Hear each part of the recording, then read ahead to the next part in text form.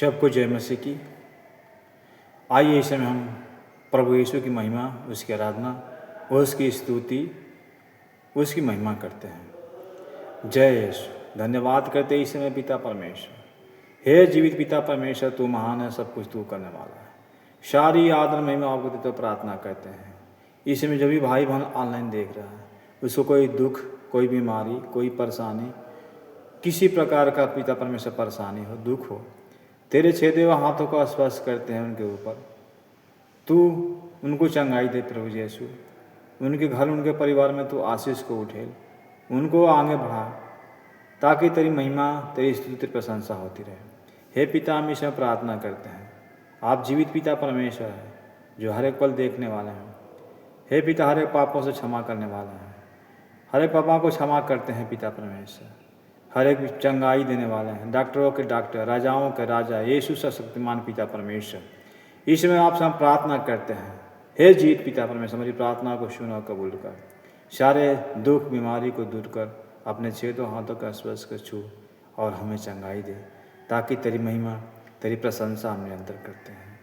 यीशु के नाम से मांगते हैं।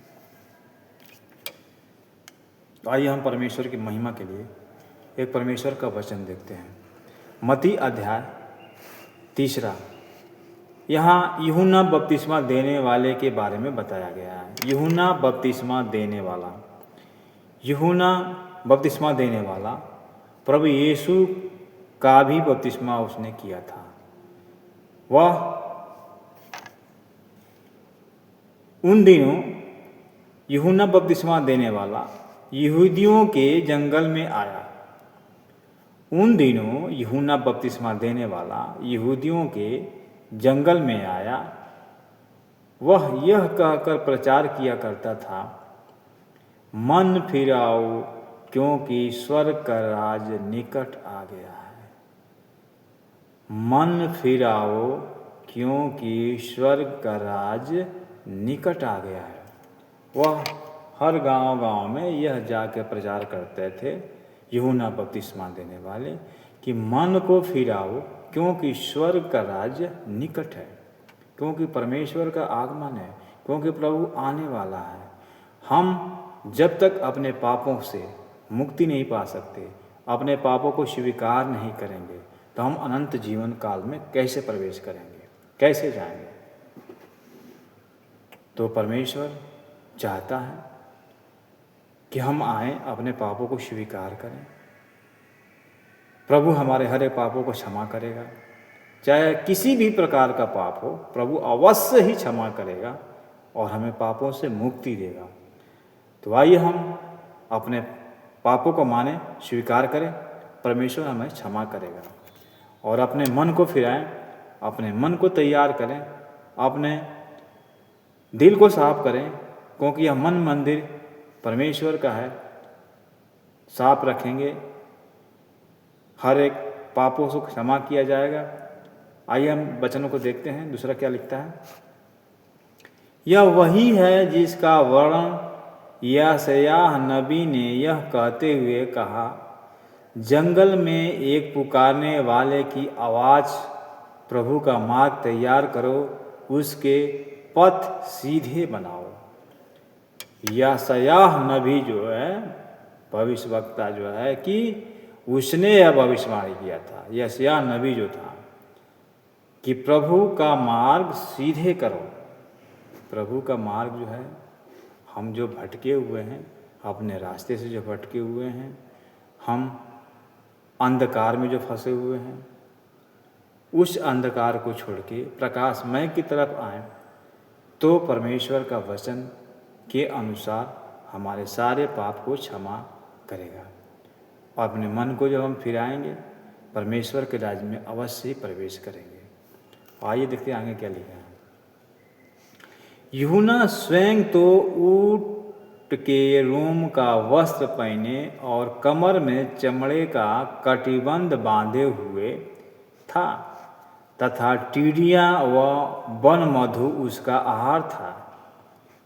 तब उसके पास यरूशलेम समस्त यहूदियों और यरदन के आसपास सारे प्रदेश के लोग निकल आए, जैसे जैसे उन्होंने अपने पापों को अंगीकार किया, उसने उन्हें यरदन नदी में बपतिस्मा दिया। यूहन्ना बपतिस्मा देने वाला यरदन नदी में सबको बपतिस्मा दिया। जो भी अपने पापों को स्वीकार किया, जो भी अपने पापों से अंगीकार किए, उन सबको यूहन्ना बपतिस्मा देने वाला सबको बपतिस्मा दिया। बपतिस्मा मतलब नया जीवन। जब तक हम नया जीवन नहीं पाएंगे, जब तक हम बपतिस्मा नहीं लेंगे, प्रभु यीशु को ग्रहण नहीं करेंगे, तब तक हमें पापों से मुक्ति नहीं मिलेगा। अपने पापों से अंगीकार करेंगे, प्रभु यीशु को ग्रहण करेंगे और बपतिस्मा लें, हमें अवश्य ही पापों से मुक्ति मिलेगा, हम अवश्य उद्धार पाएंगे। जैसे एक बीज होता है, बीज को जब हम खेत में डालते हैं तो अब उसमें से एक नया पौधा उग के आता है, यानी उसका पुराना जो है अस्तित्व खत्म, मर जाता है।